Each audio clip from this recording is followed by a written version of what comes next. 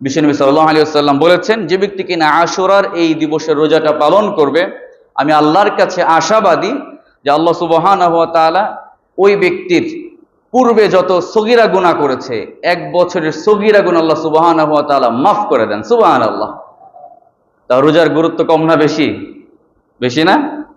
তো সাহাবায়ে কেরাম যখন এই রোজাটা পালন করা শুরু করলেন, রাখতেন, এরপর আব্দুল্লাহ ইবনে আব্বাস থেকে হাদিস বর্ণিত হয়েছে, সহিহ মুসলিমের এটি হাদিস, যে বিশ্বনবী সাল্লাল্লাহু আলাইহি ওয়াসাল্লামের কাছে সাহাবায়ে কেরাম এসে বললেন, ইয়া রাসূলুল্লাহ, আপনি যে আমাদেরকে আশুরার রোজা পালন করার নির্দেশ দিয়েছেন, তো এই আশুরার এই দিনে তো ইহুদিরাও তারা 10 মুহররম তারা রোজা পালন করে, রোজা রাখে।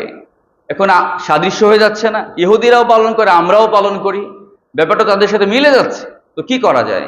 যেহেতু ইহুদিদের সাথে সাদৃশ্য হয়ে যাচ্ছে, এজন্য বিশ্বনবী সাল্লাল্লাহু আলাইহি ওয়াসাল্লাম তিনি আশা করেছিলেন আগামী বছর বেঁচে থাকলে অবশ্যই তিনি 9 মুহররম একটা রোজা রাখবেন এবং 10 মুহররম রাখবেন, যাতে করে ইহুদিদের সাথে সাদৃশ্য না হয়ে যায়।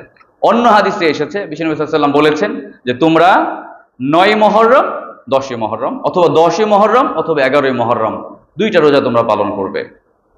তো এই জন্য প্রিয় ভাইয়েরা, আমরা অবশ্যই চেষ্টা করব ইনশাআল্লাহ এই আগামী রবিবার আশুরা বাংলাদেশে ক্যালেন্ডার অনুযায়ী, এই জন্য আমরা আগামী রবিবার রোজা রাখার চেষ্টা করব। আর আগামীকাল শনিবার, কালকেও একটা আমরা রোজা রাখার চেষ্টা করব। অর্থাৎ আগামীকাল হচ্ছে মুহররমের 9 তারিখ, এই 9 তারিখ আমরা একটা রোজা রাখার চেষ্টা করব, আর 10 মুহররম একটা রোজা রাখার চেষ্টা করব। তো আগামীকাল যারা পারবো না, আমরা 10 মুহররম আর 11 মুহররম দুইটা রোজা রাখার চেষ্টা করব ইনশাআল্লাহ।